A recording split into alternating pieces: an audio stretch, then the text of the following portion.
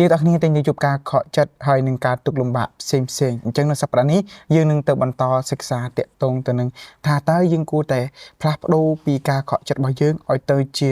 មានការខកចិត្តនឹងមានផលប្រយោជន៍ដើម្បីឲ្យយើងទាំងគ្នាមានទំនាក់ទំនងជាមួយនឹងព្រះអញ្ចឹងថ្ងៃនេះខ្ញុំបាទទាំងពីរនាក់សូមគោរពជម្រាបសួរដល់លោកគ្រូអ្នកគ្រូពុកម៉ែបងប្អូនហើយនឹងក្រុមជនរបស់ព្រះនៅថ្ងៃនេះខ្ញុំបាទព្រាមសាយហើយខ្ញុំបាទ Shannon Maddox ហើយទាំងនេះផងដែរពួកយើងទាំងពីរនាក់នឹងទៅបន្តមេរៀនរបស់យើងគឺនៅក្នុងមេរៀនទី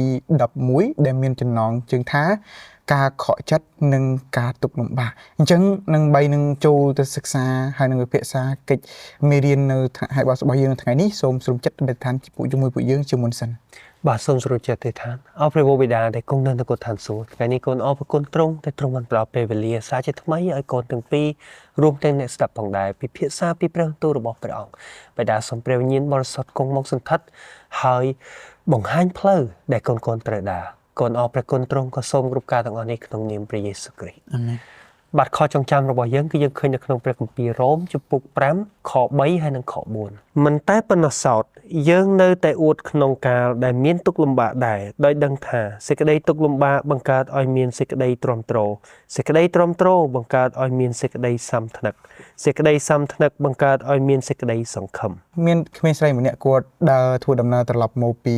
រៀនវិញដើម្បីទៅដល់ផ្ទះគឺស្រាប់តែពេលដែលគាត់ធ្វើដំណើរគឺមានព្យុះភ្លៀងយ៉ាងខ្លាំងគាត់ខំព្យាយាមរត់គេចពីភ្លៀងនឹងហើយមានភ្លេចបន្ទោលខ្លាំងមែនទែនបកគោលឿនខ្លាំងរហូតដល់នាងរត់មកដល់ផ្ទះនៅពេលដែលនាងរត់មកដល់ផ្ទះឪពុករបស់នាង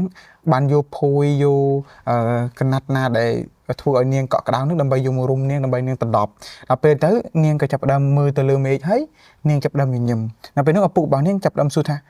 តើហេតុអីបានជាកូនញញឹមដូចនេះអត់ខ្លាចបកគោលួនអត់ខ្លាចភ្នែកបន្ទោទៅអីដល់ពេលនោះនាងឆ្លើយប្រាប់ថាពេលដែលនាងមកដល់ផ្ទះនាងឃើញភ្នែកបន្ទោលនាងឃើញបកគោលួនអីចឹងទៅគឺនាងគិតថាប្រហែលជាព្រះអាចនឹងថតនាង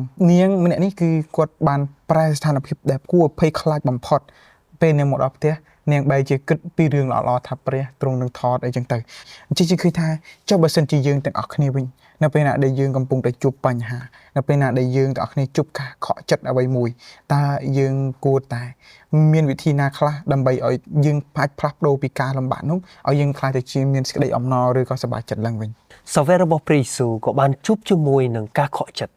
នៅពេលដែលពួកគេកំពុងតែធ្វើដំណើរជាមួយនឹងព្រះយេស៊ូវផងដែរមានថ្ងៃមួយគេកំពុងតែជិះទូកឆ្លងកាត់ទន្លេកាលីលេក៏ប៉ុន្តែមានព្យុះមួយបានមកហើយព្យុះនោះបានបោកបក់ទៅលើទូកនោះយ៉ាងខ្លាំងពួកសាវករបស់ព្រះយេស៊ូវបានខំប្រឹងទាំងចែវផងទាំងបោយទឹកចេញផងប៉ុន្តែនៅពេលដែលគេក៏លេចទៅមើលព្រះយេស៊ូវគេឃើញថាព្រះយេស៊ូវកំពុងតែផ្ទុំលក់យើងឃើញថាពួកសាវកគាត់មានការខកចិត្តនៅពេលដែលមនុស្សដែលគាត់ទុកចិត្តខ្លាំងបំផុតបែរទៅជាកំពុងតែដេកលក់វិញពួកសាវកក៏ស្រែកហៅព្រះយេស៊ូវខំដាស់ធ្វើម៉េចឲ្យងើបនៅពេលដែលព្រះយេស៊ូវទ្រង់បានងើបឡើងគឺទ្រង់បានកលេចទៅកាន់ទឹករលកទៅកលេចទៅកាន់ព្យុះហើយមានបន្ទូលថាចូលស្ងៀមចុះហើយព្យុះទឹករលកនោះក៏ស្ងៀមអស់ទៅព្រះយេស៊ូវក៏បែរទៅកាន់សាវករបស់ទ្រង់វិញហើយសួរថាហេតុអីបានសេចក្តីជំនឿរបស់អ្នកតិចមកម្លេះនៅត្រង់ចំណុចនេះក៏ដូចនៅត្រង់ចំណុចកូនក្មេងស្រីម្នាក់ដើរមកដល់ផ្ទះមកពេញពីផ្ទះហើយឃើញព្យុះផងដែរយើងអាចមានការខកចិត្តពួកសាវកគាត់មានការខកចិត្តនៅពេលដែលអ្វីដែលគាត់ចង់បានមិនត្រូវតាមគំនិតរបស់គាត់បែរទៅជាត្រូវជួបទុក្ខលំបាកនៅពេលដែលព្រះទ្រង់នៅជាមួយគាត់ហើយហេតុអីបានគាត់ត្រូវជួបទុក្ខលំបាកទៀតចឹងនៅត្រង់កន្លែងនេះពួកគាត់ជួបការខកចិត្តក៏ប៉ុន្តែព្រះយេស៊ូវទ្រង់ចង់បង្ហាញយើងនៅត្រង់ចំណុចនេះអំពីការទុកចិត្តទៅលើព្រះគឺធ្វើឲ្យការខកចិត្តហើយនឹងទុក្ខលំបាកដែលយើងជួបនោះបែរទៅជារលាយអស់ទៅវិញដោយក្មេងស្រីម្នាក់ដែលថាខ្ញុំគិតថាព្រះបានថតរូបខ្ញុំវិញនៅពេលដែលមានភ្លេងបន្ទោពេលដែលយើងទុកចិត្តទៅលើព្រះអស់ពីចិត្តនោះទោះបីជាព្យុះយ៉ាងណាក៏ដោយក្នុងជីវិតរបស់យើងក៏យើងនៅតែសុបាយយើងនៅតែមានសន្តិភាពនៅក្នុងចិត្តរបស់យើង អញ្ចឹងយើងគិតថាទៅបីជាព្រះយេស៊ូវព្រះអង្គផ្ទុំលក់នៅលើកន្សែងទូកយ៉ាងណាក៏ដោយក៏ប៉ុន្តែมันមានការអះអាងណាមួយទេថាព្រះយេស៊ូវ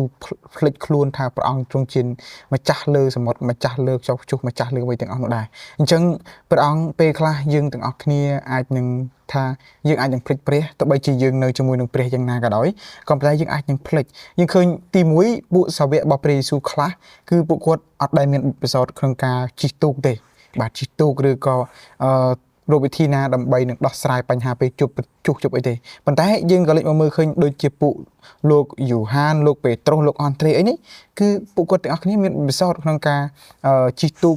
កាត់ខ្យល់ព្យុះមានវិធីដោះស្រាយបញ្ហាប្រទេសគាត់ជាអ្នកនេសាទអញ្ចឹងគាត់ព្យាយាមធ្វើមិនក៏ដោយដូចឃើញយើងអាចសម័យមួយនៅក្នុងពេលហ្នឹងគឺពួកគាត់ប្រហែលជាម្នាក់កំពុងតែទម្លាក់ក្តងឬក៏ចងក្តងឡើងវិញឬក៏អាចនឹងអ្នកខ្លះយ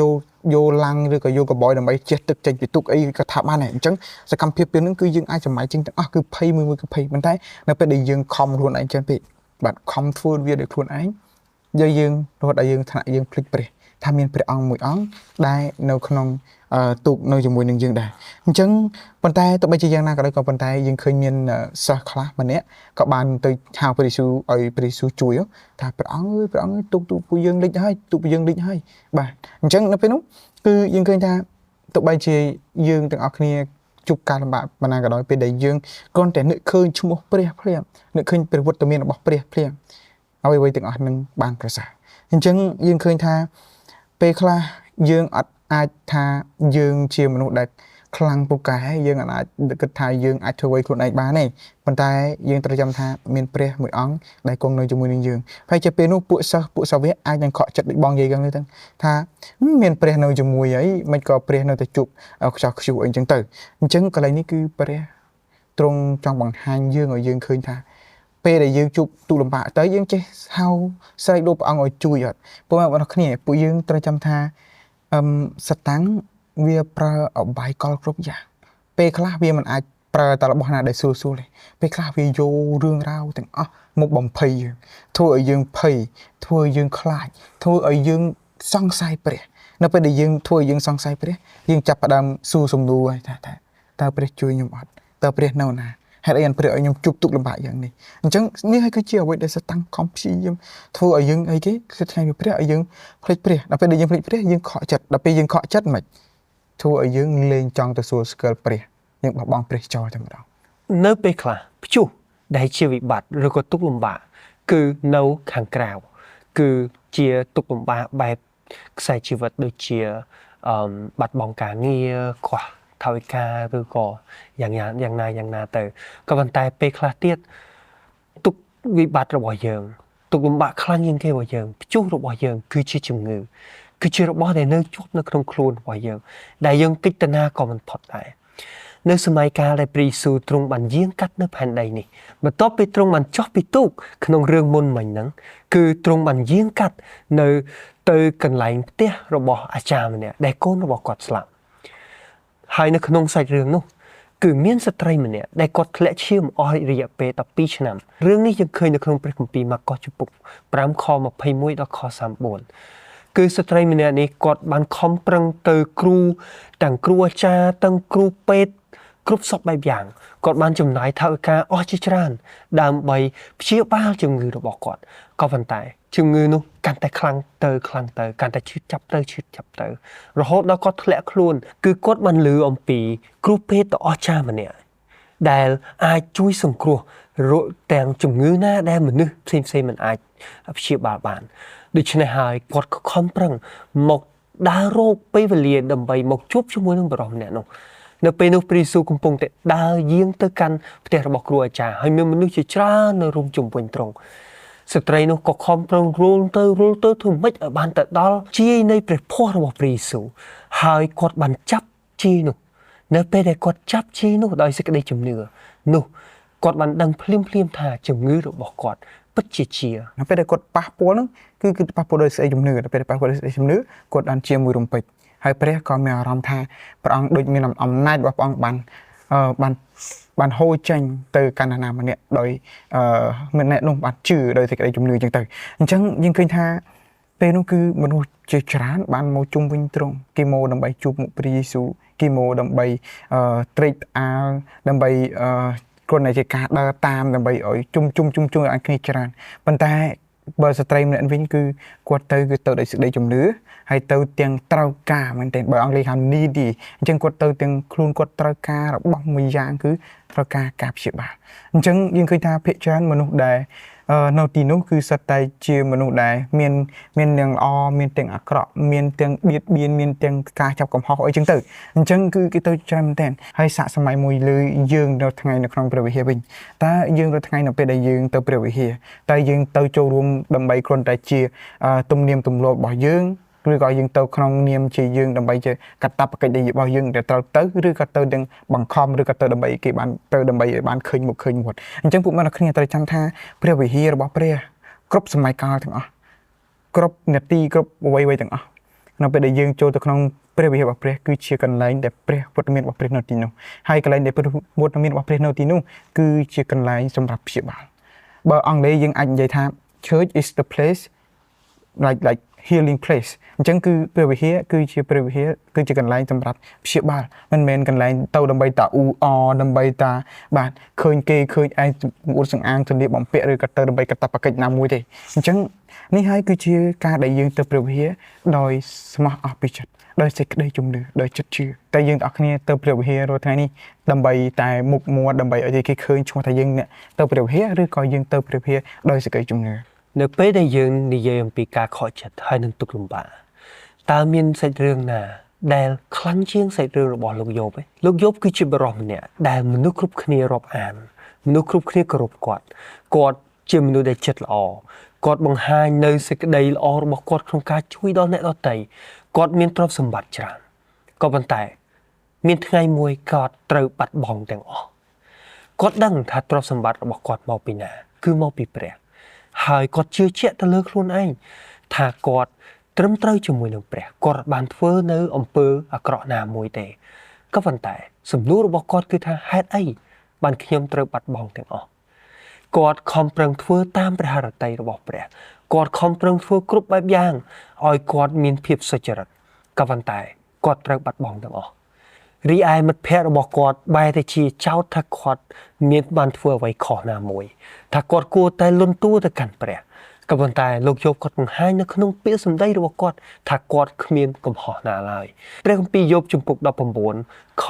25បានបង្ហាញប្រាប់យើងថាប៉ុន្តែខ្ញុំដឹងថាអ្នកដែលលួសខ្ញុំទ្រង់មានព្រះជន្មរស់នៅហើយដល់ជាន់ក្រោយទ្រង់នឹងមកឈរនៅលើផែនដីហើយក្រោយដែលសម្បកកាយខ្ញុំនេះត្រូវរលាយទៅគឺក្រៅពីរាងកាយនោះខ្ញុំនឹងបានឃើញព្រះអញ្ចឹងមកយើងអានព្រះគម្ពីរមួយយើងមានឃើញទុក្ខកង្វល់របស់លោកយ៉ូបគឺជាទុក្ខកង្វល់មួយដែលយើងឃើញថាមិនមែនត្រឹមតែពិបាកទេគឺជាការខកចិត្តទៀតយើងឃើញសត្វចិញ្ចឹមរបស់គាត់ទាំងប្រមាណត្រូវបានរលាយអ្នកបម្រើរបស់គាត់ទាំងប្រមាណត្រូវបានសម្លាប់ហើយជាពិសេសគឺមនុស្សជាទីស្រឡាញ់របស់គាត់គឺកូនរបស់គាត់ទៀត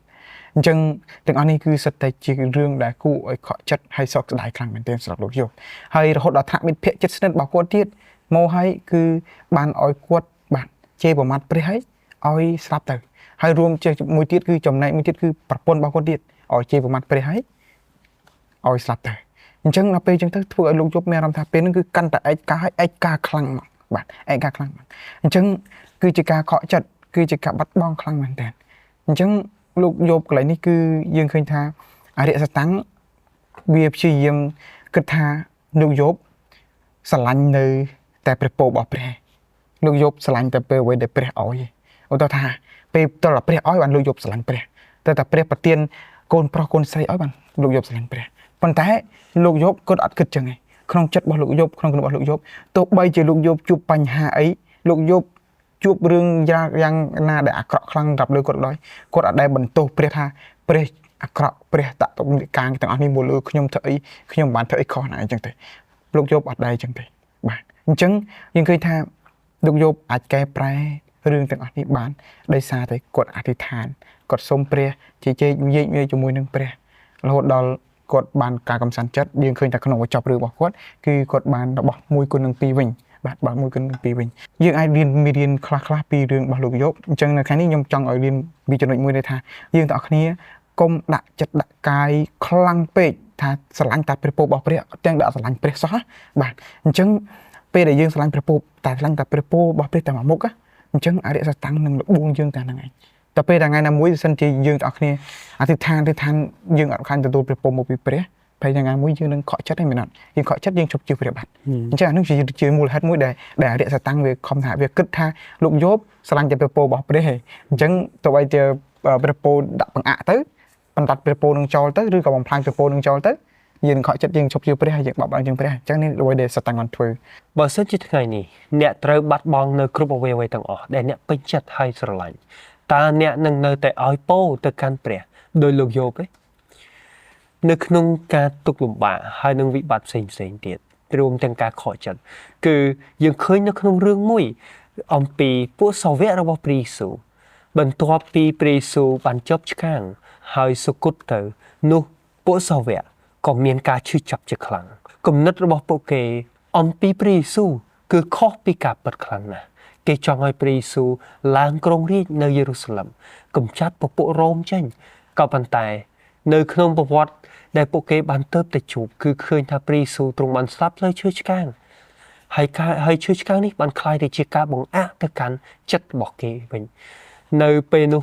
មានសាវក2នាក់កំពុងតែកំពុងតែដើរចេញពីយេរូសាឡឹមមកវិញហើយទាំងមានការឈឺចាប់ទាំងការសង្កត់សង្ហាក់ក្នុងចិត្តដោយមិនទាំងចាប់អារម្មណ៍អំពីអ្នកដទៃដែលនៅជុំវិញខ្លួនផងយើងឃើញថានៅកន្លែងនេះគឺសំបីតែខ្ញុំក៏ខ្ញុំមានអារម្មណ៍ថាខ្ញុំចង់កាន់ទុកដែរព្រោះលោកគ្រូខ្លួនឯងត្រូវបានគេឆ្កាងព្រោះលោកគ្រូខ្លួនឯងត្រូវបានគេមើលងាយគេស្ដោះដាក់ត្រូវបានគេបង្ខូចបង្ខាតទោះបីជាយើងខំធ្វើល្អយ៉ាងណាក៏ប៉ុន្តែគេនៅតែធ្វើបាបយើងដដែលអញ្ចឹងយើងខកចិត្តខ្លាំងណាស់បាទហើយដល់មួយគ្រូរបស់យើងទៀតអញ្ចឹងសម័យខ្ញុំល្អូដែរខ្ញុំគិតថាហេតុអីពួកគេធ្វើអញ្ចឹងឬក៏យើងអស់ពេលដែលព្រះយេស៊ូវព្រះអង្គសគត់ទៅចោះបានណានៅលើទឹកចិត្តពួកយើងទៀតអីចឹងទៅហើយជាយើងគិតចឹងអញ្ចឹងនៅកន្លែងនេះគឺយើងឃើញថាពេលដែលពួកគាត់កំពុងតែធ្វើដំណើរសុកណាហើយយើងឃើញនៅក្នុងរឿងដែលយើងបាននិយាយខាងលើមិញគឺនៅក្នុងព្រះគម្ពីរលូកាចំពុក24ខ13រហូតដល់ខ27នេះគឺបើយើងអានពីខហ្នឹងមកយើងឃើញតកតងទៅនឹងអ្វីដែលព្រះយេស៊ូវព្រះអង្គទ្រង់បានធ្វើគឺពេលដែលពួកគាត់កំពុងតែរិះគិតហ្នឹងនៅពេលនោះព្រះយេស៊ូវព្រះអង្គបានចូលមកដើម្បីនិយាយជាមួយនឹងពួកគេអញ្ចឹងពេលហ្នឹងគឺយើងឃើញនៅក្នុងព្រះគម្ពីរថាពេលនោះគឺពួកគេពិនភ្នែកអស់ហើយគឺពួកគេអាចមើលដឹងថាព្រះយេស៊ូវទេជាព្រះយេស៊ូវទេអញ្ចឹងពួកគេក៏បាននិយាយវេញែកគ្នាច្រើនរហូតដល់យើងឃើញខមួយទៀតគឺយើងឃើញមានស្ត្រីមានអីចឹងទៅគេឆ្ងល់គេនៅក្រកទៅភ្នោទៅអីទៅក៏អត់ឃើញមានសពព្រះយេស៊ូវនៅទីនោះទេនៅពេលដែលគេអត់ឃើញទៅគេចាប់ផ្ដើមវេញែកគ្នាអំពីរឿងឈើឆ្កាងនៅសម័យនោះគឺឈើឆ្កាងគឺត្រូវបានคล้ายទៅជាប្រធានបទមួយដែលពួកសាវកហើយនិងពួកស្ត្រីដែលនៅទីនោះគេជឿហើយគេកំពុងតែវេញែកហើយគេកំពុងតែរិះគិតថាតើមានអ្វីកើតឡើងទៅនោះអញ្ចឹងនៅពេលនោះគឺព្រះយេស៊ូវព្រះអង្គទ្រង់បាននៅជាមួយពួកគេប៉ុន្តែពួកគេអត់ស្គាល់ទេពេលហ្នឹងអញ្ចឹងព្រះយេស៊ូវបាននិយាយពីដំណើរដើមទងថាព្រះមេស៊ីគឺជាព្រះដែលចុះមកដើម្បីនឹងសង្គ្រោះពួកគេដើម្បីឲ្យត្រូវតែស្លាប់ហើយបន្ទាប់ពីស្លាប់មកគឺដើម្បីទៅរស់ឡើងវិញអញ្ចឹងទៅអញ្ចឹងនៅពេលនោះគឺព្រះយេស៊ូវបានមានបន្ទូលតកតងទៅនឹងរឿងពីពួកហោរាច្បាប់របស់ពួកហោរានិងអ្វីៗដែលពួកហោរាបានទាយទុកហ្នឹងគឺនៅក្នុងព្រះគម្ពីរលូកាចំពុក24ខ27បានសម្ដែងថារួចទ្រង់ក៏ស្រាយនៃសេចក្តីដែលតម្រូវដល់ទ្រង់ពីក្នុងគម្ពីរទាំងឡាយឲ្យគេស្ដាប់ចាប់តាំងពីគម្ពីរលោកម៉ូសេនិងគម្ពីរពួកហោរារៀងមកអញ្ចឹងនៅពេលនោះហើយគឺជាពេលដែលព្រះយេស៊ូវកំពុងតែស្រាយប្រាប់គេមកទាំងអស់តាំងពីពួកហោរាបានទាយទុកតាំងពីលោកម៉ូសេសម័យលោកម៉ូសេមកគឺព្រះអង្គបាននិយាយប្រាប់ពួកគេទាំងអស់នៅពេលនោះនៅក្នុងការខកចិត្តហើយនឹងទុក្ខលំបាកដែលសាវករបស់ព្រះយេស៊ូវកំពុងតែជួបនៅពេលនោះយើងឃើញថាព្រះយេស៊ូវបានត្រៀមនៅការអស្ចារ្យមួយដែលនឹងកើតឡើងបន្ទាប់ពីការទុក្ខលំបាកទាំងនោះនៅក្នុងជីវិតរបស់អ្នកតើអ្នកកំពុងតែជួបជាមួយនឹងវិបត្តិទុក្ខលំបាកណាមួយទេចូលគិតថាតើព្រះទ្រង់នឹងរៀបចំទុក្ខលំបាកនេះយ៉ាងណាសម្រាប់អ្នកនៅថ្ងៃអនាគតមានបរិសម្នាក់កំពុងដើរចេញពីភូមិឋានរបស់គាត់ហើយគាត់ក៏សម្លឹងទៅឃើញនៅខាងមុខរបស់គាត់មានឈើឆ្កាងមួយហើយនៅខាងមុខនៅកន្លែងឈើឆ្កាងនោះគឺមានពន្លឺមានបរិសម្នាក់ប្រាប់គាត់ថាចូលដើរទៅកាន់ពន្លឺដែលនៅឈើឆ្កាងនោះកុំ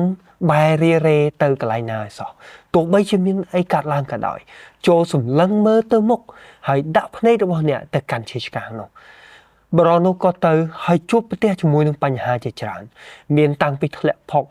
មានតាំងពីដើរចូលកន្លែងងឹតមានតាំងពីជួបព្យុះភ្លៀងយ៉ាងណា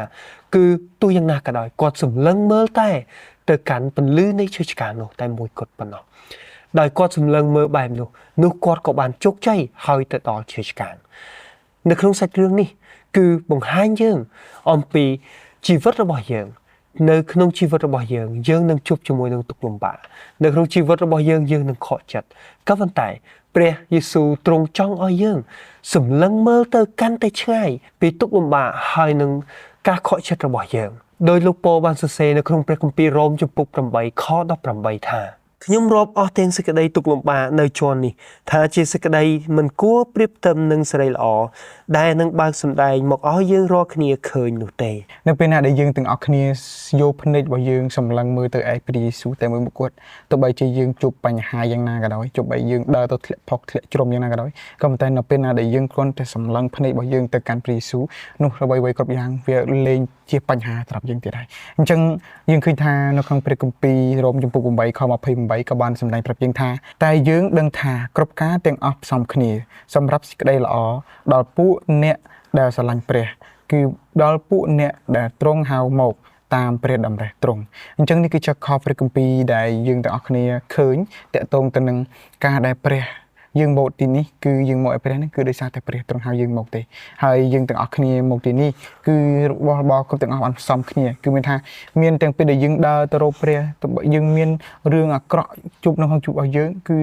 ទាំងអស់នោះឯងគឺធ្វើឲ្យយើងទាំងអស់គ្នាអាចចិនទៅដាក់មួយជំហានទៀតដើម្បីឲ្យយើងធ្វើជាឈ្និនដើម្បីចិនទៅកាន់ព្រះយេស៊ូវគ្រីស្ទបានអញ្ចឹងយើងឃើញថានៅពេលណាដែលយើងទាំងអស់គ្នាជួបនៅរឿងខកចិត្តបញ្ហាមិនថារឿងលោកយោបជួបបាត់បង់អ្វីគ្រប់យ៉ាងហើយពួកសាវកត្រូវបានលិចទូកខ្យល់ខ្ជុះបោកខ្លាំងហើយស្ត្រីម្នាក់ដែលធ្លាក់ឈាមអស់រយៈពេល12ឆ្នាំហ្នឹងគាត់ត្រូវបានពលព្រះយេស៊ូវហើយគាត់ត្រូវបានជាគឺទាំងអស់នោះសុទ្ធតែជារឿងខកចិត្តហើយជាការលំបាកនៅក្នុងជីវិតរបស់ពួកគាត់រៀងៗខ្លួនអញ្ចឹងបើថ្ងៃនេះពុកម៉ែបងប្អូនមានទុក្ខកង្វល់ឬការកក់ចិត្តអីផ្សេងសូមយើងទាំងអស់គ្នាចេះទទួលប្រាប់ព្រះអង្វរប្រាប់ព្រះនៅថ្ងៃនេះនោះជំងឺរបស់អ្នកនិងបញ្ហារបស់អ្នកនឹងបានរសាយអញ្ចឹងសូមពុកម៉ែបងប្អូនសូមចិត្តដើម្បីស្ថានជាមួយនឹងពួកយើងទាំងអស់គ្នាអរគុណដាពិត្រានឹងព្រះញរបស់សិទ្ធិរបស់ម្ចាស់គុណអនុគរឋានសួគ៌របស់អើយប្រងឯក៏សូមអរគុណទ្រង់នៅសប្តាហ៍ថ្ងៃនេះដែលទ្រង់បានប្រទានជាពេលវេលាដល់ទូបង្គំគ្រប់គ្នាដើម្បីទូបង្គំគ្រប់គ្នាបានមកទីនេះដើម្បីនឹងសិក្សាហើយដើម្បីនឹងឲ្យគុណអរគ្នាបានយល់អំពីបំណងព្រះរបស់ព្រះហើយគុណអរគ្នាអាចនឹងធ្វើតាមព្រះហត្ថរបស់ព្រះបានក៏សូមឲ្យទ្រង់ជួយទូបង្គំទាំងអស់គ្នាចេះអធិដ្ឋានហើយនឹងទូលអង្វរទៅកាន់ព្រះនៅពេលដែលកូនអរគ្នាជួបទុក្ខលំបាកផងដែរក៏សូមអធិដ្ឋាននៅក្នុងព្រះម្ចាស់ព្រះយេស៊ូវគ្រីស្ទអាមែនខ្ញុំបាទទាំងពីរអ្នកសូមគោរពជម្រាបលាសូមជួបគ្នានៅវីដេអូក្រោយៗទៀត